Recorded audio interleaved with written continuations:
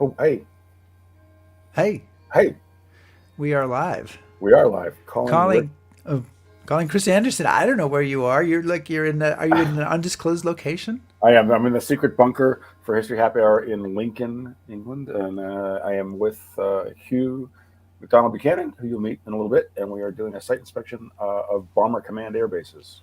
Fantastic. Uh, and you are, I think, in Chicago, if I'm I not am mistaken. in the same old place. I did put on a jacket here But because looking marvelous in the knowing same that old you were place. going to be, Yeah, you've been upping the level for the dress yeah, both on tour and on the show, and yeah. I may have to go out and order a new wardrobe to keep up with you.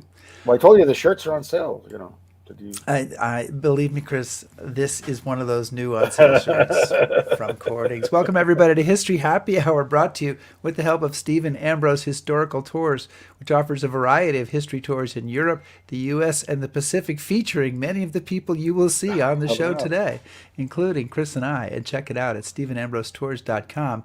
And whether you're watching live or on replay or listening on the HHH podcast, thank you for joining us. We'll be talking today about the Normandy Breakout, what happens in the Battle of Normandy starting in the morning of June 7th. So let us know that you're here. Chris, we want to see people, We see what do. they're doing and where they're calling from. Who have we got? We have Eric Moberly, Brian Peacock, Skip Cornett, Jack Sadler, um, I Lizzie see Borden, Ken there and yeah, Lynn, Jim Latin, Doug McCord. Nancy Fantastic. Nylands, yeah, So we want to thank everybody there, and also thank, of course, all of our Patreon patrons, including our top shelf patrons, yeah, and everybody else who helps support this effort through Patreon to keep us in history and keep us in cocktails so that we were able to do the show. exactly. Um, and so I think we're probably ready to go. What do you think? I think so. You ready? Oh, not really. I'm always a little confused, but I'll give it a shot.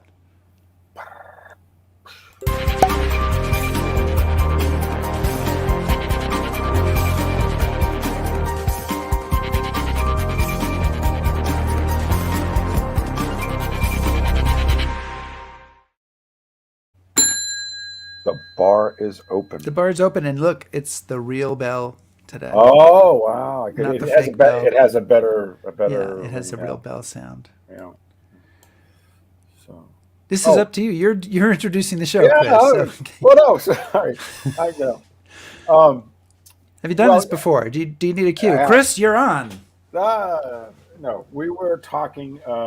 Rick and I were talking about the upcoming masterclass to Normandy, and it grew out of last year's masterclass where we had a whole bunch of historians went to Normandy and spent a whole week diving in really great depth into what happened on June 6th. And we were picking up on that conversation, and we realized that for a lot of people, they think that after June 6th, everything's just hunky dory. Paris gets liberated and great things happen. But we don't spend enough time looking at kind of the hard slog that is the Normandy campaign. So out of that, and out of the success of the first masterclass, we've talked about doing a masterclass this year, which will be looking at everything that happens from June 7th till the end of the campaign at the end of August. And as a result of that conversation, we've decided to invite some of our friends who are all experts on their own little sliver of the Normandy campaign to just have a panel discussion to talk about uh, part of the war that needs a little bit more attention. And all of whom are going to be part of the masterclass. That's right. It's like the dream team. It is the dream team. Yes. So we should introduce Hugh McDonald Buchanan, who is a Blue Badge guide. Everybody here is also been on History Happy Hour, so I know many of Yes. you will know them. And Erik Flint, who is in the U.S. Army at Fort Lewis in Washington, and who also served in one of those other services, the Branch U.S. of the Marine service. Corps. No. And Matt Broggie, who is a PhD candidate and longtime Ambrose tour person. All of you guys have led tours before, and great to have you all with us. It's going to be a lot of fun, I think, on the masterclass this year with everybody. Yeah. Yeah. And we're hoping that we're going to just kind of talk, basically talk amongst ourselves about a topic that we Talk find really amongst interesting, yourselves. and we hope that you ask us your questions about the Normandy campaign. So I thought maybe we could start with setting the scene a little bit. What's happening on the morning of June 7th? Where are we at? Where are the Allies facing, and how are things going? You want to dive in there? Everyone's really tired. Everyone's really tired. Okay. Well, I again, just like you guys pointed out, after the Day of Days, it doesn't end there. And so the scramble begins. The immediate crisis of the of a averted tragedy at Omaha is past for the most part, and now it's how do we push out with the D-Day objectives met. In fact, I think that's a good place to start. If I would throw that out to one of my fellow guests, were those 6 June objectives met? And so where did the force sit on 7 June?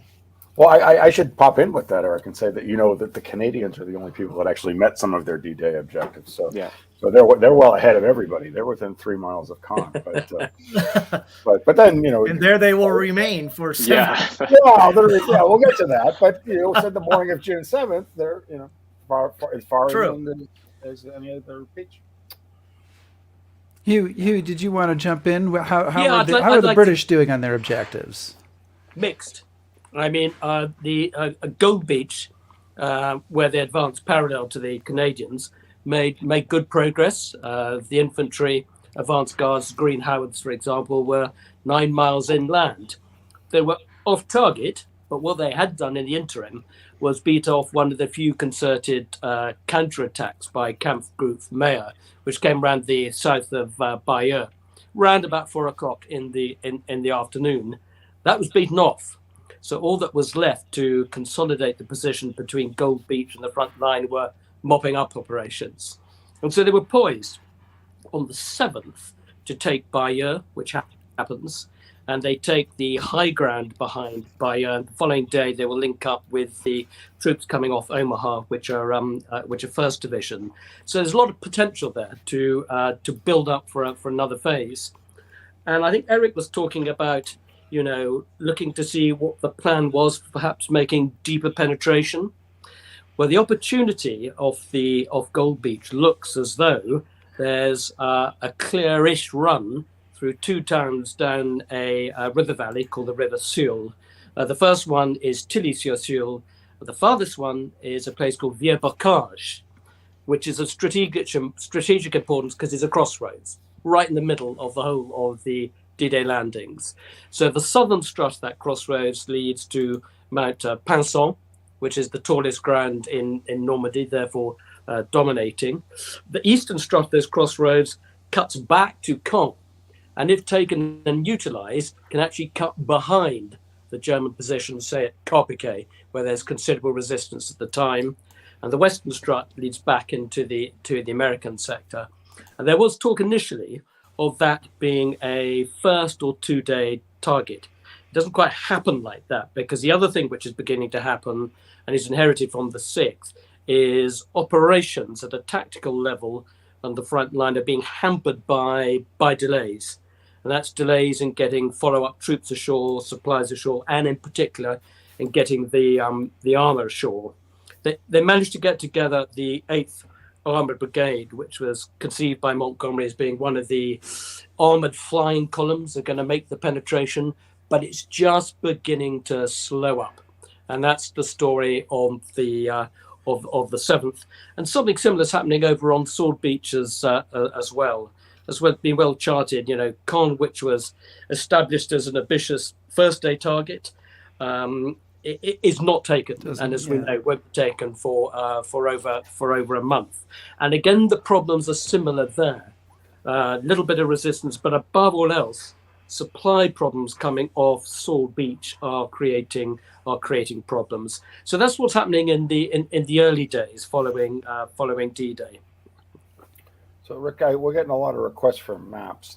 Here's a sort of a simplified map of the campaign, which doesn't include simply D-Day, but or D-Day +1, but it's really the 6 weeks or so, almost up until the Falaise Gap, but you do see here kind of the position of the various different armies. If you were looking at the map, and I know if you're listening to the podcast you can't see it, but you see how the Canadians, from the way we were looking at it, are on the right, and the Americans are on the left. But one of the things that always struck me in this, and maybe Chris or Matt, you can speak to this, is that the terrain is so different. Yeah. As we hit June 7th, the terrain that the British face is real different than the Americans, because one side has got the British have sort of some open areas, some hills, and in the American areas it's largely the bocage, the hedgerow. So that must have a huge effect on this campaign.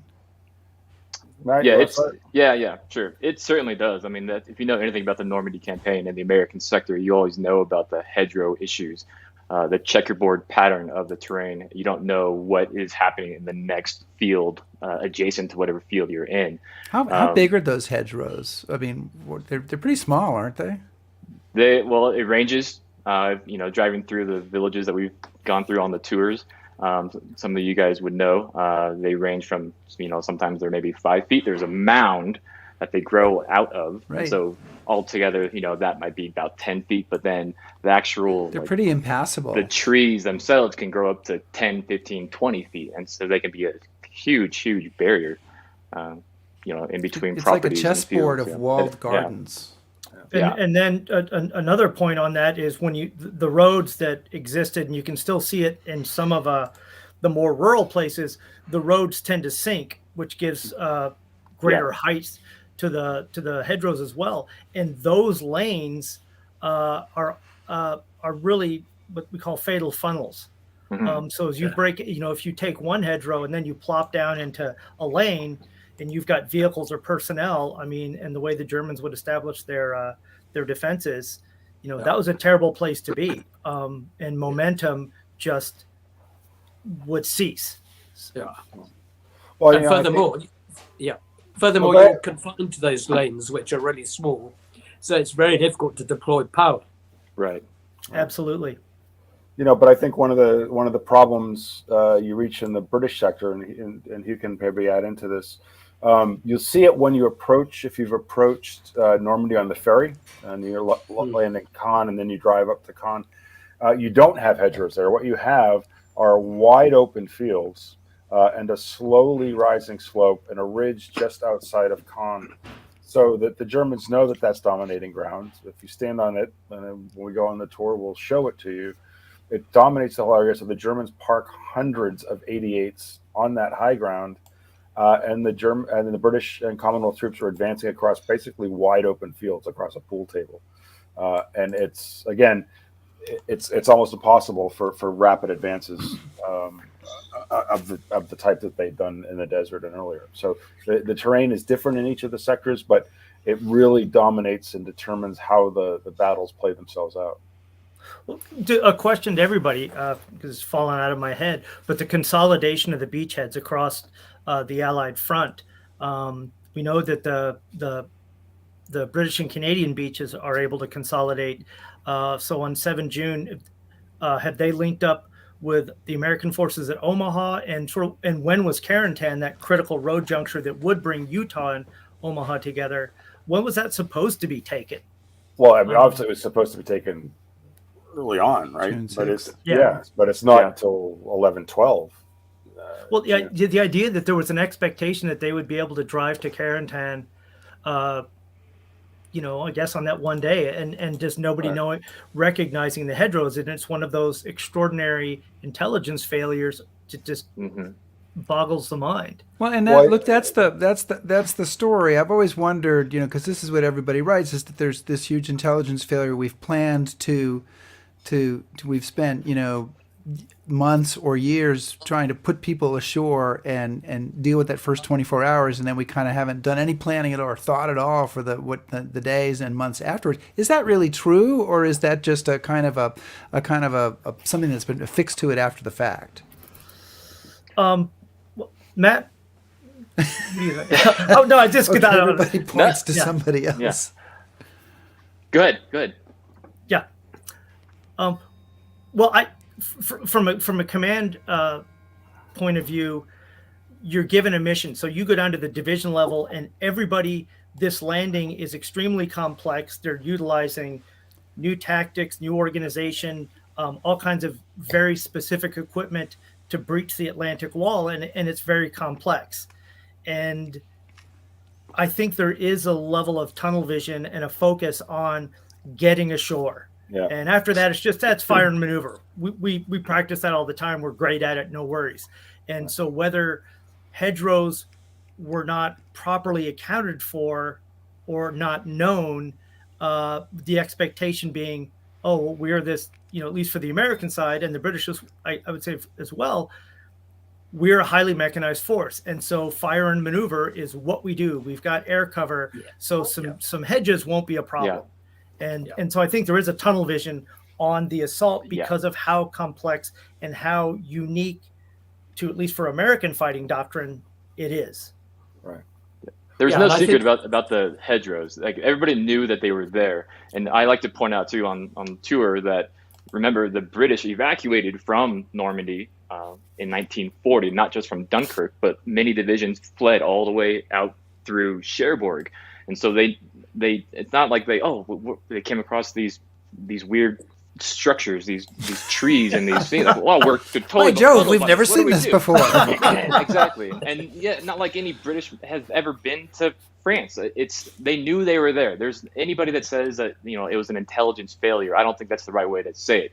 I think the way, or maybe the failure, was the practical way of maneuvering in hedgerow country. That wasn't accounted for, I think, to what you're saying, Erik, because the tunnel vision was on establishing the beachhead, and then June 7th will kind of take care of itself in a manner of speaking, and that included, certainly from a British point of view, there was not a lot of focus on tactical operations that might happen in bocage country, and like you've all been saying, there's big focus, and all the big dress rehearsals have been focused on the beach stuff. Another complication is that so many of the British troops had actually come in from the desert and recent experience in Sicily and Italy, where they'd adapted their tactics to suit those conditions. And for the relatively short period of time that they're in the UK, they weren't amending those tactics at all. So they were using tactics that weren't appropriate in completely different countryside. Well, and I would add to that, and then maybe we can also get some of the questions that are coming in from the audience. I think that it's safe to say there's a general underestimation of the abilities of the Germans to mount a defense. I think that the Allies are so enamored of their firepower and the weight of ordnance that they can bring on the shore. Yeah. I don't think that there's a real appreciation for just how determined the German defenses are going to be, and how adaptable the German army is to that situation. And so they face an opponent. The battle in Normandy becomes so attritional so quickly. I don't think we're really ready for that, and I think that that's another issue that they have to work through. So we do have some questions from the audience, but first, a question I neglected to ask early on is, since we're here at History Happy Hour, is about what cocktails you've brought with you. And could I go and, I since we're dealing mostly with things that happen in France, I brought a nice Côte de Rhone with me. Just the whole bottle? Look how much of it I've gotten through. Oh my God, that's just getting ready for the show. That was just Rick, the green room, man. It's amazing. Well, that's the second bottle. Chris, what have you got? Well, since we're seeing a lot of RAF bases on this site inspection, I have a Spitfire Ale. Oh, all right. Downed all over Kent, just like that's right. Okay, yeah. Hugh, what have you brought with you? Well, I have an ale. It's called Abbot Ale, very appropriate because we're sitting in the shadow of Lincoln Cathedral. Furthermore, it was brewed. That's either a very big bottle of ale, or your hands have grown smaller over the last few years. I just moved it further into focus. Also, it was brewed in Bury St Edmunds, where we visited as part of the Recce Royal Observation Corps depot and a control unit, and that's a place that's really worth seeing if you all come back over to the UK. Erik, popping you up and down there. My own COVID concoction called the Zombie on Holiday, which was the result of trying to make a Mai Tai but not having enough ingredients, so I just winged it, and in a beautiful, we'll call it French Polynesian to tie into the whole French thing. Oh, I like that. Here's looking up your address. Yeah. Nice, awesome. Needs an umbrella. We've You're right, it does. And I noticed that at least we have one audience member who says that they have a Sin Pack Special. Sin Pack Special, which is a drink that we discussed with Craig Simons when he was on, which was Nice. is a combination of rum, bourbon, bitters, and sugar. And I'll tell you, that Ye drink gods. packs a punch. That was Nimitz's drink, right? That was Yeah, his and he go-to. apparently Yeah, made it yeah. by the jerry can full. I love Probably it. also Try had to shove it aviation down. gas in it. Yeah, now you know why and how we won in the Pacific. But Chris, one of the more. questions we Wait, have. me. Matt, Me. Oh, Matt. This is So hurtful. It's I'm okay. so sorry. The pride and joy of Ventura County, California, my hometown, the 805 Woo-hoo. Ale here. Yeah. Right on. Right. Yeah. Matt's Good never stuff. going to forgive me that. There's another I know. friendship gone. That's all right. Is There's that too many the of us only in here, can of yeah. 805 ale in Colorado? Then? Yeah, I found it. That's the only one. I can't count up to 5, Matt. So, so that's where we go wrong there. We have a question from Brian Peacock about how did the 29th Division do in meeting their 6 June objectives? Who'd like to give a shot at that? Well, they didn't. Mark Balkowski. Right. Yeah. Yeah. I mean, they got off the beach, but that was they along with the rest of Fifth Corps didn't achieve their. No. And actually, Chris, just to step back, when we talk about everybody focusing on D-Day and you look at the 29th, the 1st, and the 4th from the American side, everything. But what about the follow-on units? What about the 2nd Division, 90th, Right. and all those guys that come in those subsequent days? Their training was not as focused or at all on the amphibious breaching portion. So again, those guys have been in England or in the UK training for fire and maneuver. So I think our original discussion about that focus on day one falls apart once the follow-on forces. Well, and we're jumping around a little bit, but one of the things that comes up in the story of Normandy and definitely is a part of our trip is as the 29th moves out of Omaha Beach, and if we look at the general map here, Omaha Beach is about where the cross is there for the Normandy American Cemetery, and the 29th is moving down. They move towards Saint-Lô. And the battle for Saint-Lô becomes a huge fight that is of incredible violence and something that, I think is a big part of the 29th story and a big part of the Normandy story, and that we'll be, visiting there to kind of learn about. Yeah.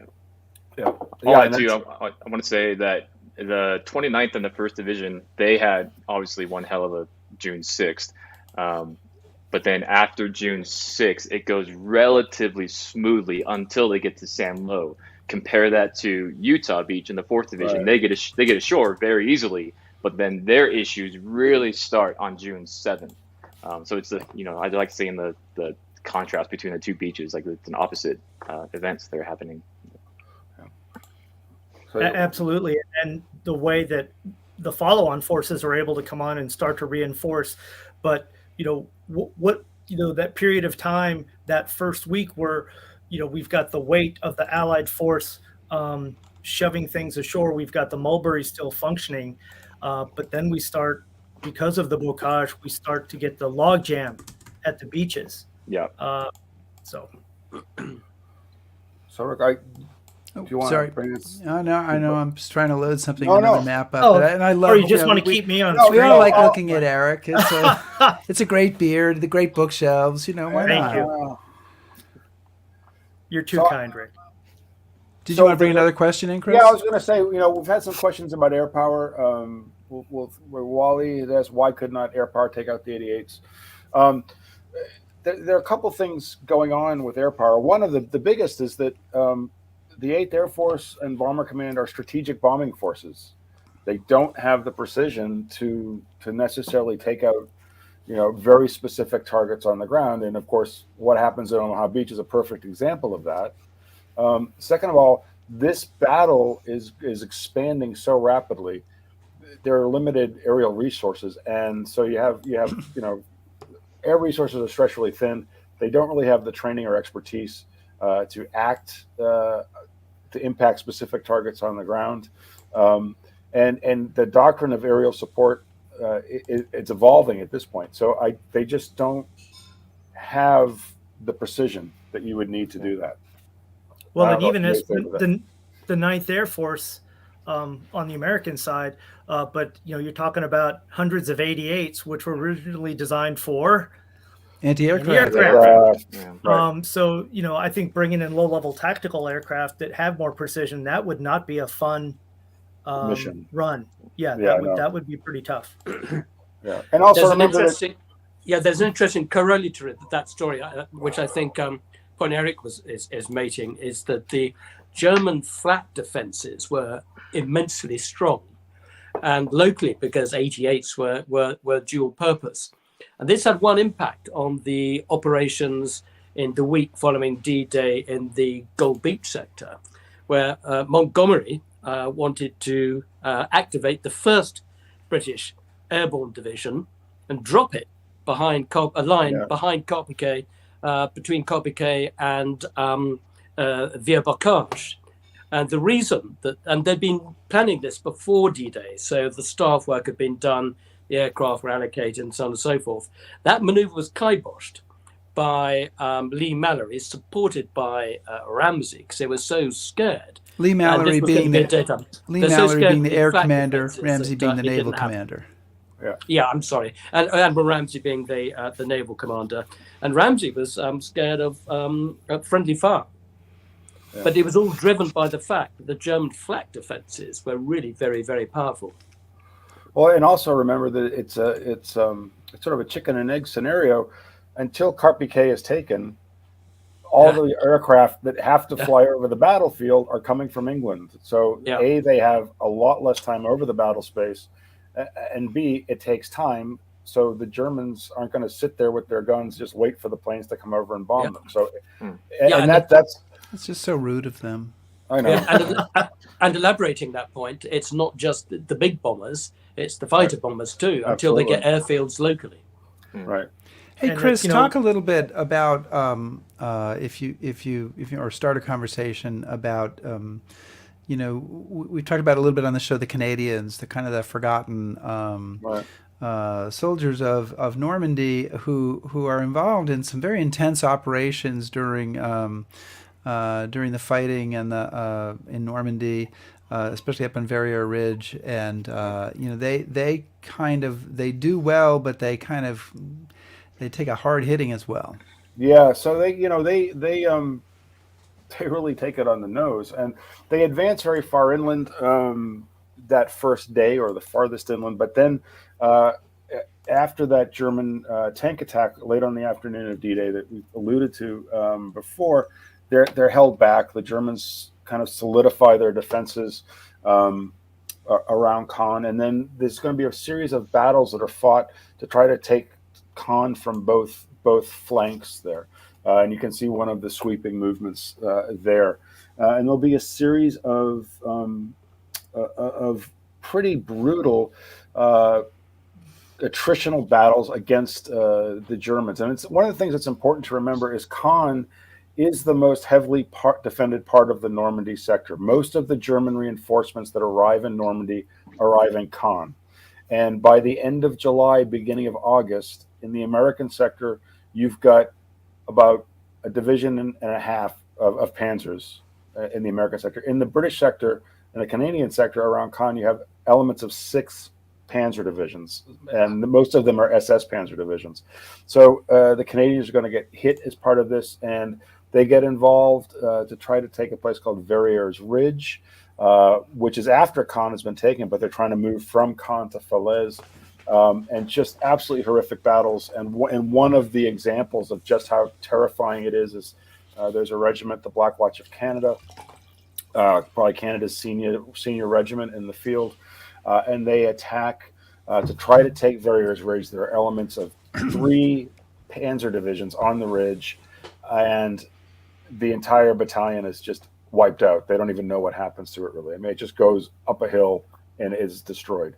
And I mean, this is just to purely to advertise for the trip. I mean, this is an amazing location because you're up there on the ridge and where there's a memorial but you can see the whole sweep. You can see the whole battle as it unfolded, where the wheat fields were that the soldiers fell in as they were trying to take the ridge. I mean, it's a very dramatic location. Well, and yeah, and that's one of the things that we each of us want to stress as we're going along. We all have our favorite spots, but one of the things that we're going to hope to do with this trip is to take you to some of these places that illustrate just how horrific and difficult this campaign was beyond the 6th. So, I'll be spending a lot of time with the Canadians, and we're going to follow this one battalion, the Black Watch of Canada, from their jump-off point up to the ridge. And as Rick said, the terrain is amazing, and I know all you other guys have spots that you're going to take us to spots where you can really get a sense of just what this campaign was like.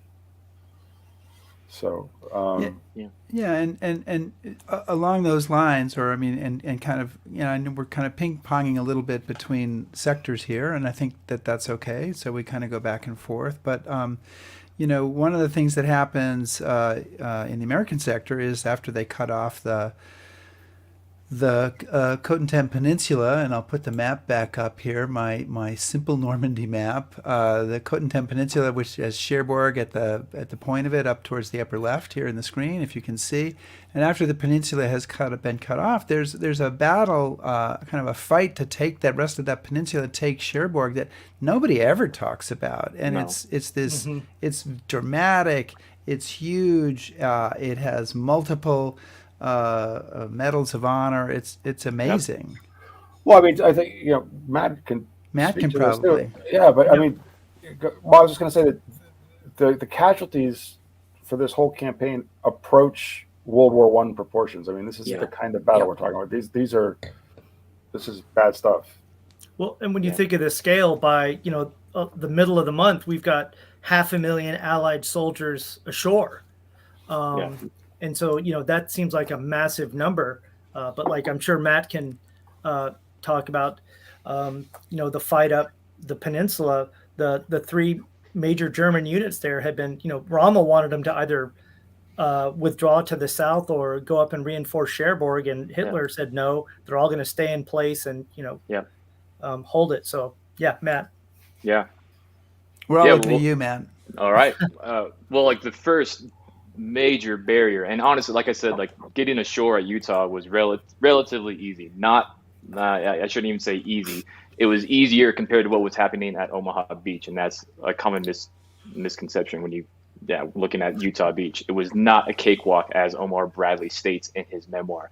But nonetheless, June 7th is where the problems really do begin, because they run into the 4th Division, the spearheading division at Utah, will run into Azoville and Krisbeck, these massive blockhouse guns. That is Krisbeck. That is a lot of concrete. Okay? And at Krisbeck, there are 3 of those guns. That's a 210 millimeter gun that's threatening the landings and all the supplies coming ashore at Utah. But outside of the rim, the southern approach to these 3 blockhouses, there's minefields and sniper positions and pill boxes. This is an aerial reconnaissance photo taken on May 22nd, 1944. So just a week and a half or so before D-Day, obviously. And Krisbeck was no secret. Okay, apparently it was a well-known, and we blasted the hell out of it. And it had little effect because the garrison that's there, led by a Oberleutnant named Walter Ohmsen. It's a Kriegsmarine. It's actually a Navy Navy aspect of the German defenses, who are manning these guns, because those guns are typically naval guns, and so you have Navy operating those guns and defending those positions. It was an absolute. It was absolute carnage. The 4th Division gets chewed up approaching Azoville and Krisbeck, and they delay Ohmsen in his command. He delays the entire advance by about 8 days. Wow. That's how long it takes the 4th Division, the 22nd Regiment specifically, to get around those 2 fortifications, Azoville and Krisbeck. And the chain reaction of that, 8 days of delay, means you're that much later getting up to Cherbourg, the port at the very northern tip of the peninsula there. And that is the entire point of a Utah landing, or a landing on the Cottontown Peninsula, is to seize that port as soon as possible. That's what Montgomery envisioned when he was drawing up this plan with Eisenhower as well. He also agreed with this, that Cherbourg was so important that we're going to throw a division, a fifth landing here against the Cottontown, and make sure that Cherbourg gets captured as soon as possible. But because of the command by Olmsson at Krisbeck, the 8-day delay allows the Germans to do delaying action all the way up the peninsula. And then when they finally do get to Cherbourg on the 25th, 26th, 27th June, they push out the German defenders, and they get a look at the harbor, and it's completely sabotaged, demolished. The port won't be open to 100% capacity until early September. Fighting at the very end in Cherbourg is we're going to try to take people. Access is challenging, but we're going to try to take people up to Fort de Roule. There's this fort on top of this huge hill. It's not like, we get close and then we get in and it's fine. It's like every inch is contested and under terribly it's difficult an urban terrain. Fight. Right? Yeah, absolutely. And when the terrain is so critical, and Matt, been to Krisbeck many times, but you look at the dominating position of that terrain, because it's a great place to go, and you can look out to the channel and you can look out to the northern Utah Beach sector, but all the ground to the south that you have to fight up. And then when you get up to Cherbourg, again, it's not a pool table heading up to Cherbourg. Right. And now you're in a very tough urban fight. Right. Forget the fact you've got a Napoleonic, fortress there. Well, you can see from this map, and I'm a big map fan, and I know some of our audience members are too. The areas that are red are higher. Mm-hmm. Right? So you can see, we're not talking about mountains, but you can see there's some real high ground up there towards Cherbourg, which of course the Germans are holding as we approach. Yeah. And I'll say here too, I want to mention there's 2 medals of honor are earned fighting towards Fort de Roule on the same day, in the same division, in the same regiment. They're Corporal John Kelly and First Lieutenant Carlos Ogden. Right. Those are they earn them on the same day. Within a few hundred yards of each other. And exactly. and they both live. They both live through it. I thought there was a third one too. I might be wrong. That. Matt, were both those guys in the 4th Division, or were they in the 9th? That's the 79th Division. Yeah. Oh, the 79th. Okay. Well. Yeah. And I'm looking, and I'm hoping to find the exact location to go to on the tour. I think I may have it figured out where their action took place.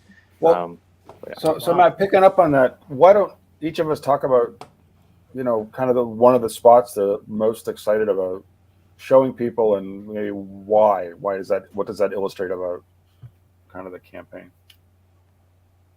Who wants to start? Matt, go first. Matt, go first. He just did. I just did. I'll say. Yeah, definitely. Because my mind's racing, so I have to, come up with something. When I get we have to stall a little bit. My brain gets in squirrel mode. I'm like, get me a nut. Get me a nut. You're among friends, definitely Matt. Fort de Roule. Exactly. I would say Fort de Roule is mine. I've never been in it because it's inaccessible to buses, and so that's right. So we're trying to work out a shuttle. Yeah. We'll tell everybody, this is our job, right? We're trying to work out a way to take you to places we can't normally take you. I was sure you were going to say Krisbeck, because you've been talking about Krisbeck for 2 years. I know. Every time a tour conversation comes up, Krisbeck, it's like, Matt, Krisbeck's out. Well, I've been there. I've seen it before, but so Fort de Roule will be brand new to me. That's what I'm excited about. To actually bring people there, indeed. Yeah.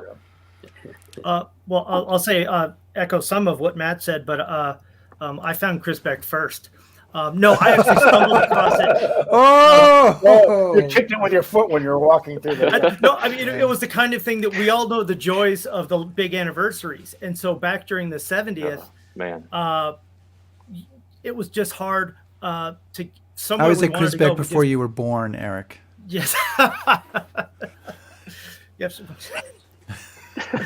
I'm sorry.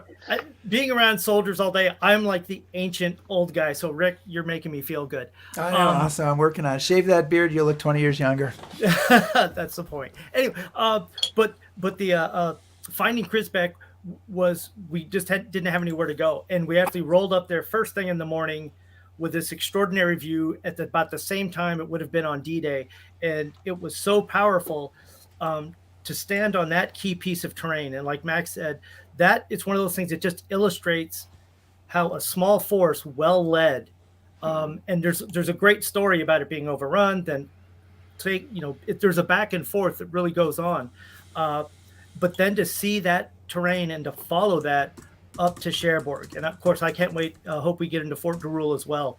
Yep. But again, to be able to illustrate, there are these small towns with some really tough fights, especially the 22nd Infantry as it's pounding north. That's what I'm excited to see. Hugh McDonald Buchanan. Hey, I'd really like to take people to the high ground around about Vieux Bocage, so you can look down on the Sioule Valley and see in particular where what started as a maneuver and a battle of penetration now becomes a battle of a canter and gradually breaks down into a battle of attrition. This was the very area where the Panzer and the freshly arriving Panzer Leibstandarte start arriving and meet the British attack head-on using Tiger tanks as their spearhead, and they manage to plug up the gap that's there between the essentially Carpiquet and Bayeux. And the reason that's important is that was the last chance the Allies really had for some time of finding an exposed flank and doing a right hook and trying to make something of it. Once that was plugged, which it was on the 14th, then the whole line, as it were, becomes like a battle of attrition. And suddenly the battle begins to look, Chris mentioned the First World War, but some of the tactics and the maneuvers, almost by accident, begin to look like a First World War battlefield. That is to say, troops are reluctant to move forward at any great speed unless they're within range of their own artillery. This looks very like the bite and hold tactics that were used on the Western Front in the First World War. And as Chris was saying, and you all been saying earlier, it becomes really gritty after that. It's a long battle of attrition until the build-up can get to the point where something on the opposite side has got to crack.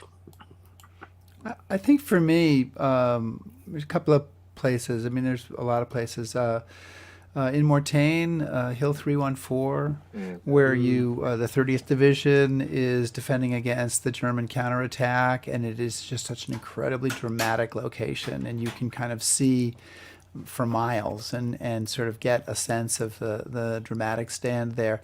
I'm a big fan of the Polish forces, and so to go to the Polish cemetery and to go to Montormel, where the Poles are involved in the fighting in the Falaise Gap and kind of holding the Germans off here in the Falaise Gap.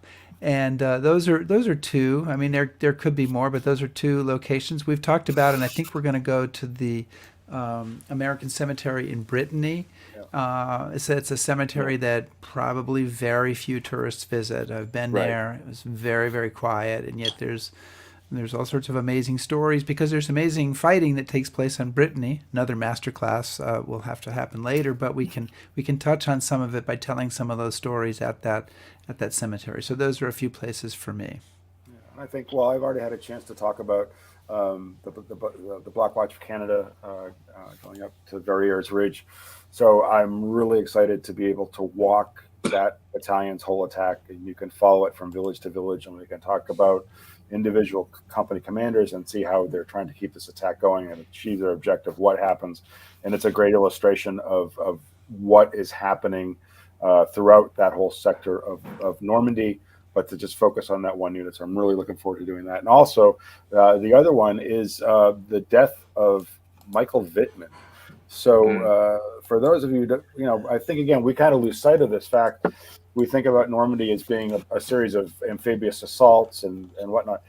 Some of the largest tank battles of the war are fought in Normandy. So in and around Caen in the British and Canadian sector, it is the largest armored battle for British and Commonwealth forces during the war, bigger than anything that happens in the desert or any other time. So in the course of some of these fights, they come up against Michael Whitman, who, if you are unaware, is a very nasty piece of work, a diehard Nazi, but he's also one of the leading Panzer aces of the war. And he's done a lot of damage, and he's largely responsible for stopping that attack at Villers-Bocage. But as all good things come to an end, we get to go to the spot where Michael Whitman finally gets what's coming to him. And I'm really looking forward to showing people where that nasty SOB finally gets his due. Well, Chris, talking about Whitman, when did that How do you really feel? the post-war, he wasn't a Nazi, he was a noble warrior, rubbish sort of come in. And I guess, his wife, who was till recently still alive, doesn't have nice things to say about Jewish people, and he is a guy. One of the last time I was there at the cemetery in Normandy where he's buried, and it was sort of annoying and upsetting that people, Erik, along the lines of what you're speaking, people put things down there to honor him, and I'm talking about Americans. Saw a badge from a sheriff's department. I'm not going to say what sheriff's department it was. I saw, and it's like, what are you doing here? This guy is a Nazi. He's an enemy. I don't say you have to desecrate his grave, but let's not go there making him some sort of saint or martyr out of him. Right. Well, the other thing I do want to add really quickly, though, that I'm really looking forward to probably most of all is just like the last masterclass we did. We're going to be going out, spending all day really diving into the weeds of this campaign, but then we're planning every night at the end of the day, all the historians getting together and continuing the conversation we're having right now. So, questions with cocktails. With cocktails, yes. Which just like we are right now. Are we doing day drinking on the bus? It depends on the driver, probably. Good. But no, it'll be a wonderful opportunity to kind of expand on some of these conversations and get more questions. I'm really looking forward to that. That was one of the best parts of the last trip. Right, yeah. and we've really only begun. It's funny. We I want to save a little time for us to talk about books to recommend, but we've really only begun to talk about the places that we go, because we have, Operation Goodwood, which is Montgomery's breakout or attempted breakout on the British side. We have Operation Cobra. We have the death of General Theodore Roosevelt, Erik, which I know you're really interested in. We have the death of General Leslie McNair, who is killed in friendly fire incidents, and we have the almost death of Field Marshal Rommel. We have the almost death of Field Marshal Rommel, and then we have the death of Field Marshal Rommel. So, and all of these things, influence the fighting, and they're all part of what we'll be kind of discussing as we visit the locations. Because there's the picture of each individual location, and then there's the big picture. And one of the things that Chris is always very good at keeping our minds on is that it's not two campaigns. It's not a British-Canadian campaign and an American campaign. It's one campaign, and there's one general named Dwight Eisenhower who's kind of keeping that together. Unity of command. And one of the saddest things about Leslie McNair dying is he's one of the few old guys who survived the George Marshall purge of 1940-41. I even seen things that he was in charge of all Army ground forces. So he was the guy back in the States responsible for generating all that ground combat power that winds up getting deployed. But he had been deemed by Marshall, he could remain in service, but Marshall didn't want to see him out with a forward field command. So, and this was a big thing for him after he'd been spending years responsible to create these forces to finally be able to go forward and be there for what was supposed to be, the big push, the big day. So if you guys can all stand to take a drink, there is a Ghost Army story connected with Leslie McNair. Okay, cheers. And there was a colonel named Clifford Simonson who had worked for McNair as he's building up the ground forces as the ground forces commander. And he finishes his assignment, and McNair says, well, what do you want to do next? And he says, I'd like to command an airborne regiment. And he says, great, we'll send you to airborne school. And he goes to airborne school, and he does 2 jumps in airborne school. He's on his way. And after 2 jumps, he gets these orders transferring him to this bizarre special deception unit that he has no idea. He doesn't even know it's a deception unit. It's just a special unit. He knows that's like a death sentence, a special unit. And he says he rides the train all the way to Camp Forest in Tennessee saying, who the F did I piss off? And he never... I say that quite often myself. But it turned out he becomes one of the most important figures in the Ghost Army story. So just saying, there it is. There's a Ghost Army story for everything. If you come on the Masterclass, you'll hear many of them. Like it or not. And you will be required to drink. You are every required time to Rick drink says every Ghost time Army. the words Ghost Army are mentioned. We did have a request, and we talked about doing this, and I think we have a little time left to talk about books that you might read in preparation for this. And Chris, because I know you're as the host, co-host, main host, senior historian, you're the most prepared on this topic. We'll start with you for some book suggestions. Well, I think to get a good sense of the overall fight around Khan, it's called a book called Khan, Anvil of Victory. By Alexander McKee. I think it's probably the best 1-volume history that explains all the different British operations, Operation Goodwood, Charnwood, Totalize, there's bunches of them. And he weaves it into a pretty good, solid narrative. So I would recommend that. And then my second go-to would be John Keegan's 6 Armies in Normandy. It's a masterpiece. And what I like so much about it is he focuses on the different nations involved, takes the story of their army in one particular part of the campaign and really kind of does a deep dive on how the soldiers from that place fought and how they changed over the course of the Normandy campaign. So yeah, and I was thinking when I saw you make that suggestion, it had been a long time since I've read that book, so I've pulled it out and have it ready to go through again. Mr. Broggie. Yeah, right now I'm going through Craig Simon's Neptune for the second time. I mean, Operation Neptune, excuse me. I know he's been on the show twice, 3 times or so. More than you, Matt. But definitely. Only one more than you now. And actually, you might be tied. It might be the same. You might have been on the same number of times now. He's like the Steve Martin of Saturday Night Live. For but you might be the get a Martin smoking Short jacket of, at 3 of History Happy Hour. Yeah, but that book is just, the more I read it, you want to understand the formation of Operation Neptune / Overlord.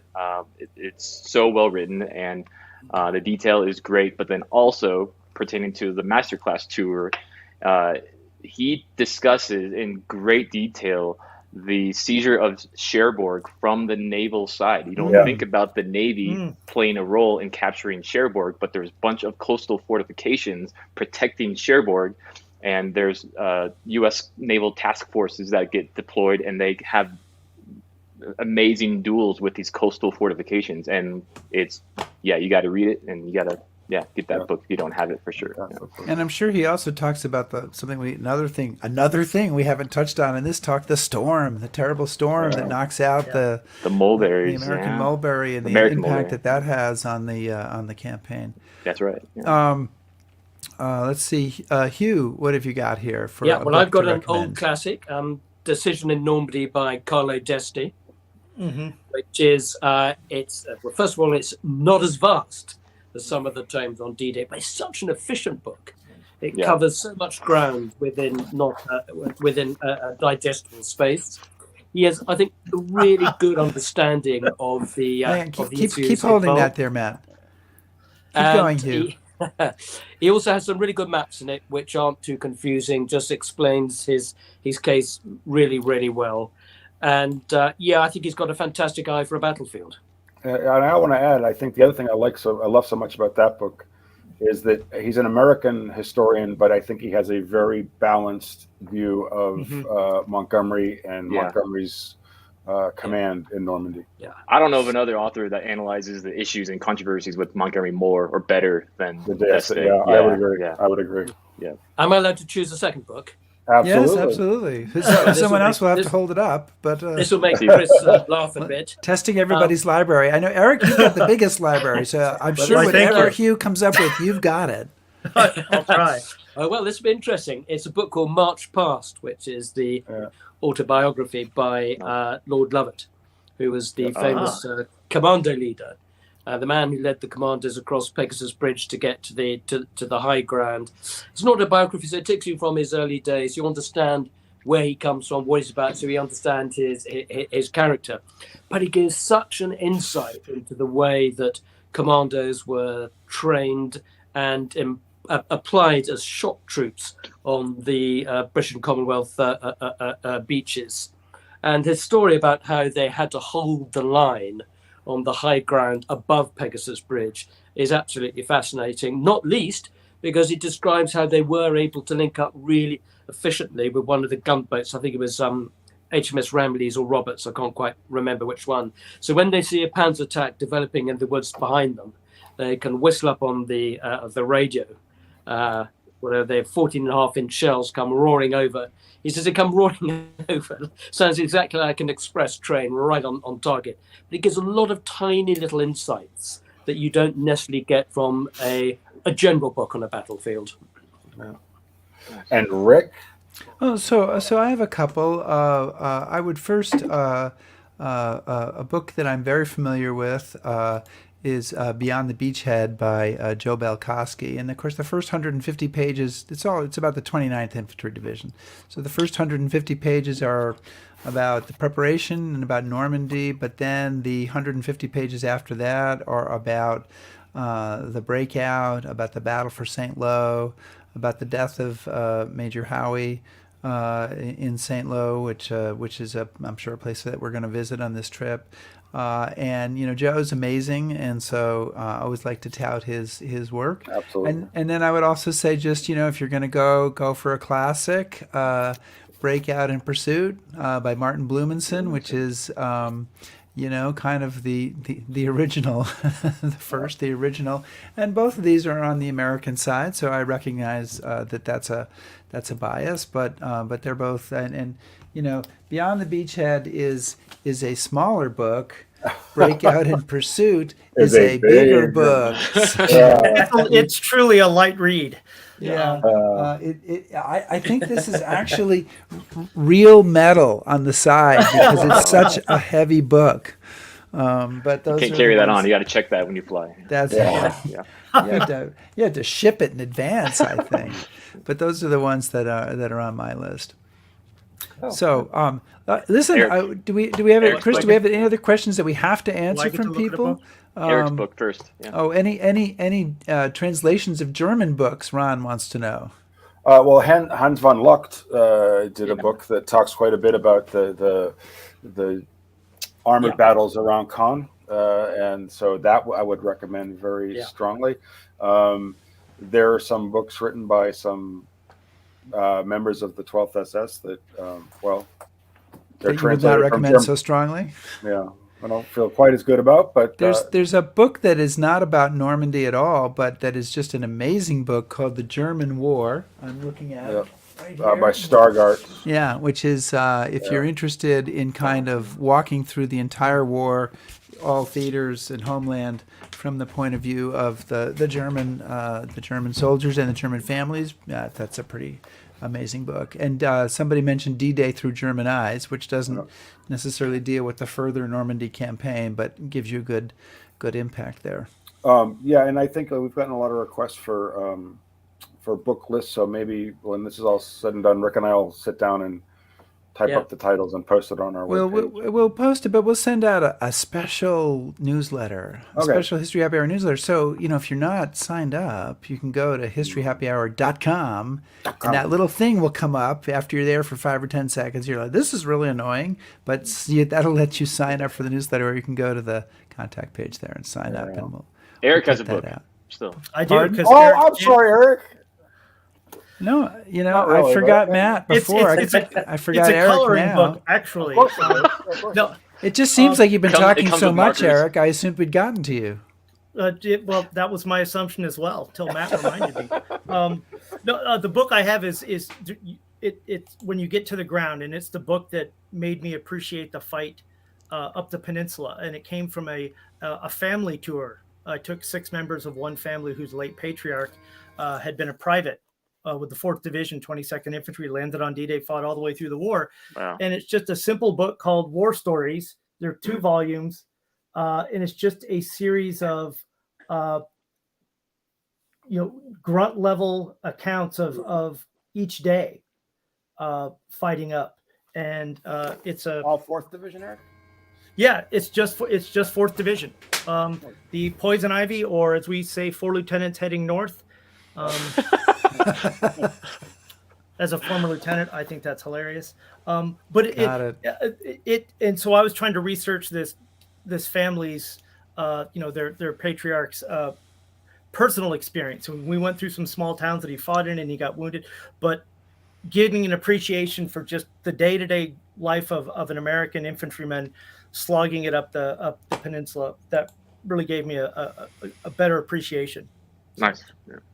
Awesome suggestions. The one thing I want to just point out again to people, we're all going to be the historians on the Stephen Ambrose Tours Masterclass, Normandy Breakout Masterclass. I'm throwing the link up in the comments. The only bad thing is that you'll have to be with all of us and deal with our strange interpersonal issues, as well as peccadillos and bad habits. Video chat is one thing, but yeah, traveling across Europe. But yeah, but other than that, it's going to be a lock great yourself time. in a bus with these people and see what happens. Okay, hijinks ensue. So, Indeed. hey, listen, Hugh and Matt and Erik, thank you so much for joining us today. So I'm really looking forward to seeing you guys in February, March, April, 3 months, 3 months, 3.5 months, something like that. Hooray. It's not Yay. too far. We'll be seeing you in the Zooms to plan for the tour, and we'll see you on the ground in April. Yeah, Wonderful. Sounds good. Don't All right, despair, I'm guys. letting- We'll say goodbye later, but so we'll drop you out. And Yeah, you Yeah. can hang on in the green room. Just All talk. You talk to yourself, because you can't actually talk amongst yourselves. So we'll say there you go. Chris, it's fun. I mean, I'm really looking forward to the trip. I was looking forward to doing the show because it's something different, and we get a lot of people on, and it's always kind of weird and fun. And well, yeah, and I want to say, obviously we'd love to see as many of you as we can on the trip. we'd love to see all of you. There all are of you on 89 people. I want all of you on the bus. Absolutely. But, we also hope that you enjoyed this kind of something new for History Happy Hour. We do books every week, but if you like the idea of maybe just having a conversation about one particular battle or historical topic or something like that, just let us know, send us an email, and we might do this from time to time, just to kind of keep a conversation going. Yeah, we're always looking for ways to kind of break it up and do some different stuff, and not necessarily have to read a 600-page book each week. I don't know. That's in no way. Pick battles with short histories. That's in no way a factor, right? But we'll be back to doing an author next week, and I'm busily trying to bring it up here, Chris. But we are going to be talking with John Foote, who's the author of Blood and Power: The Rise and Fall of Italian Fascism. So it's a book about politics and war, and I'm sure that some guy named Mussolini will make an appearance in there. What always surprises me about Mussolini and fascism in Italy is that he predates Hitler. Hitler's not doing anything when Mussolini's already Il Duce. And all these other tyrants, Hitler, Franco, they all hold up Mussolini as the example that they want to be. So. And fascism is literally that was their movement. I mean, that is what they called it. It was not a pejorative word at that point, and it comes from the Latin with the fasces, the bundles that the tribunes used to carry as a sign of their power. So, I think looking forward to that. Yeah, and I think we should know more about Italy and Italy's war than we do, and we should pay a little bit more attention. So, yeah, I'm looking forward to that as well. So check that out. Thank you, everybody, for joining us today, and we will see you soon. Stay safe, everyone. Thanks.